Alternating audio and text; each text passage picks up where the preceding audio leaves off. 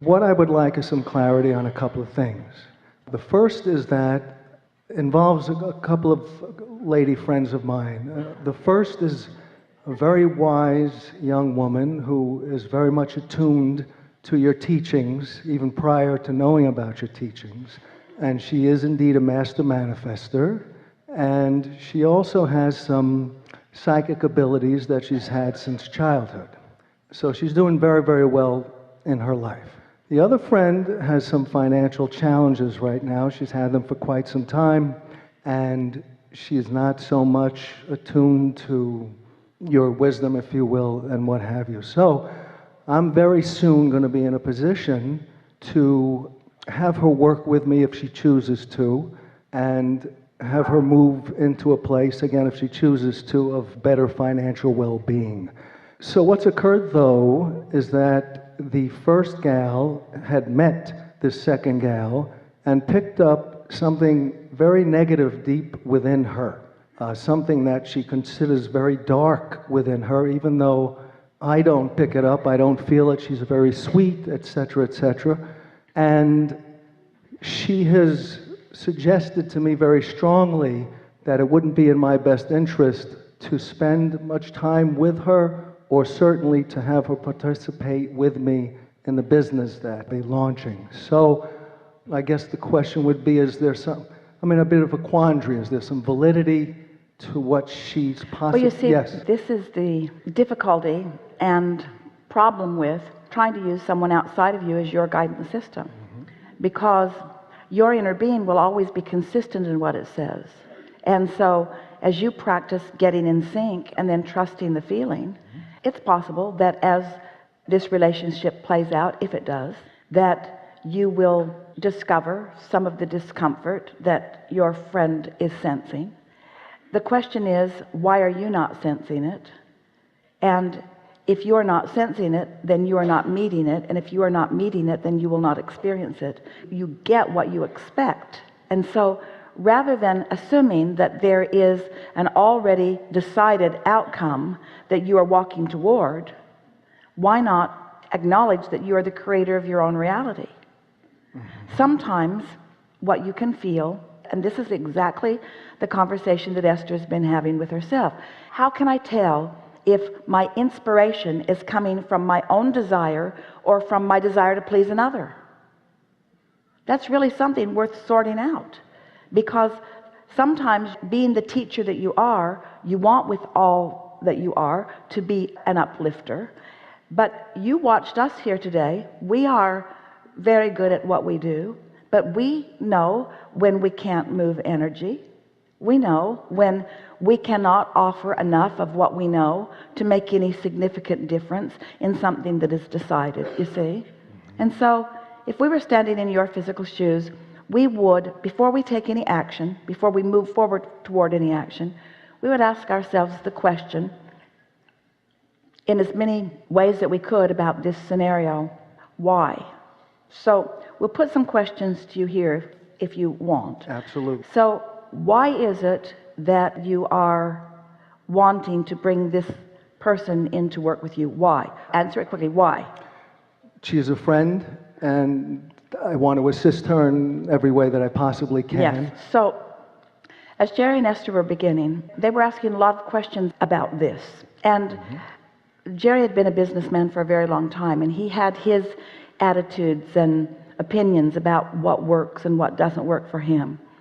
And we said to them and to the group who were discussing this at the time, the tendency when you're starting a new business or when you are involved in a business is to look for those who are in need of employment. And if that is your criteria, then often you find yourself surrounded with people who need rather than want. In other words, they are different vibrational frequencies. So when we ask that question, if you have said, I feel such exhilaration when I'm with this person, or this is a person that has such energy and I feel the advantage of that energy to herself and to me, we would say, this is a really good thing that you're considering. But when you say, I see a need that could be filled through this, then that lets us know that she's not attracting. You are circumventing her point of attraction and trying to do a little assertion of your point of attraction into her experience. And what your psychic friend is sensing could be something no bigger than that. That's big. That's a big thing. Look for the most talented, exhilarated, tuned in, tapped in, turned on people that you can find and work with them.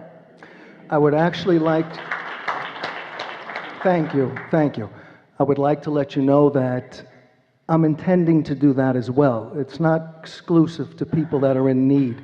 By any means, I know that my energy will and is attracting those kind of people. We know it's a nice thing when you are tuned in and you have all of the resources. It's a wonderful thing that you can be a catalyst to assist others in hooking up. We're not for a moment suggesting that you would want to be other than the uplifter that you are. We're just answering your question. That's what your psychic friend was sensing. Okay. Number two, sensing a future draining of your experience through a never-ending sieve of asking. Okay. I'll be very much aware of that should there be participation in that respect. Thank you. Two also has to do with energy as well, and that is that I have heard that energy is translated, again, if we'll use negative energy that somebody may have, translated into other inanimate objects that they may be around, such as furniture that they may sit on, clothing that they may wear, etc. We're not going to disagree with that, because everything, an artist who is in joy and paints a painting, only those who are in that mode will connect with that painting on that level. And if an artist has painted something in misery, only those who are in misery will connect with that painting.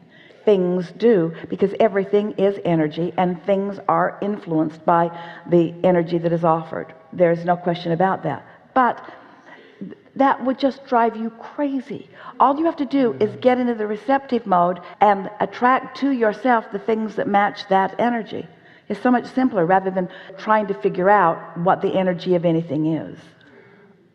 I'm not trying to do that. It's just something that I desire to know, and the reason... Someone said to us one day, many years ago, I've moved into a house and it feels awful. I sense that something bad happened in this house.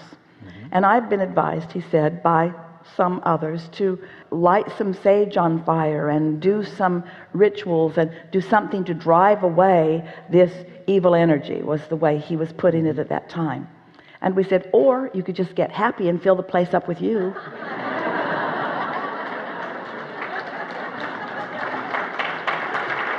Because your attention to it causes you to meet it on that level, and then it doesn't matter how much sage you're burning.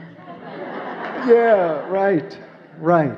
Yeah. So, in effect, unless somebody is on that level, it doesn't really matter. For a while we were talking about these vibrational discs and how they feel, and there's the discouraged disc, and Esther thought it was like the 7 dwarves of discs. You know, there's grumpy and sleepy and happy, and no one can jump on your disc. You only meet those that are at the same vibrational level that you are. So if you find yourself surrounded by or having experiences that feel discouraging, that's the disc you're on. Nobody jumped on your disc and discouraged you.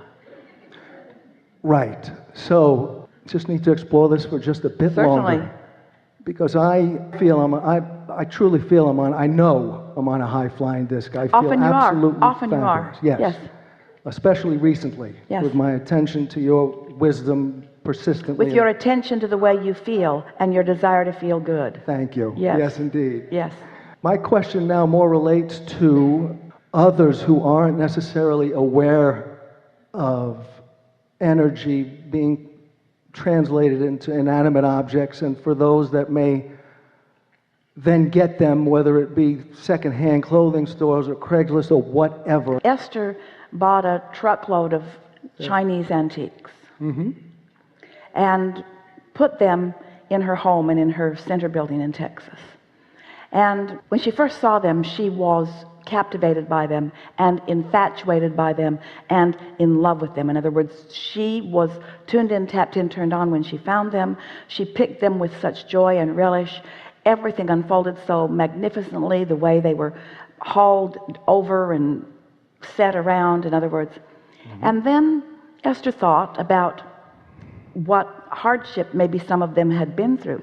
Some of them had been painted in green paint in order to disguise the value of them, because they were made with very important woods, and they couldn't get out of the country if someone knew what they were. This was the story that she'd been told about them.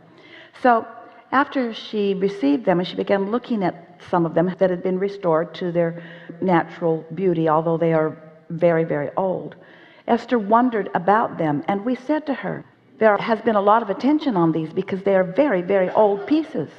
So there was the original artist who was inspired to it. There was the carver. There were the creative geniuses that put it together. There were the engineers that put it together with no nails, with only pieces of wood that were intricately carved so that they could fit together. And then there were the artists who painted it, and the artists who adored it, and the artists who loved it. And did this furniture fall on some hard times for a while? Undoubtedly it did. And what was going on during that time? And did these inanimate objects pick up vibration depending upon where they were? Of course they did. But what energy do you want to harmonize? In other words, you could meet someone who had a terrible childhood who is now joyful. Do you want to talk about their childhood, or do you want to focus upon their joy? Absolutely. And so all of these things have layers of energy. Even the components that they're made from have energy. The paint that has been put upon them has energy. The intention of everyone who has enjoyed them has energy. We said to Esther, just the appreciation of these shop owners who have adored this property for as many years as they've adored it, because Esther had been seeing the furniture in there for many years. She just did not have a place that was asking for it. So many of these pieces Esther was aware of. She and Jerry had visited them there on many occasions. You get to decide what aspect of anything you tune to. Nothing has any capability of reaching you except for the vibration that you are offering. If a tree falls in the forest and no one is there to hear it, did it make a sound? No. If there is not a receiver that matches the offerer of the vibration, then there is no experience, you see. Yes. So we wouldn't spend any time wondering what happened to anyone or anything before we got there. We would just focus upon who we are and let it come to meet us, because that's always the way these energies work. Whatever your vibration is, everything around must acquiesce or go someplace else. It's just the way that it is. And if you spend any time trying to sort it and sift it and sort it and sift it, then you have that same difficulty that so many have when they're trying to sift out the rights and the wrongs of the world. Helpful? Very. Thank you very, very much. Yes, indeed.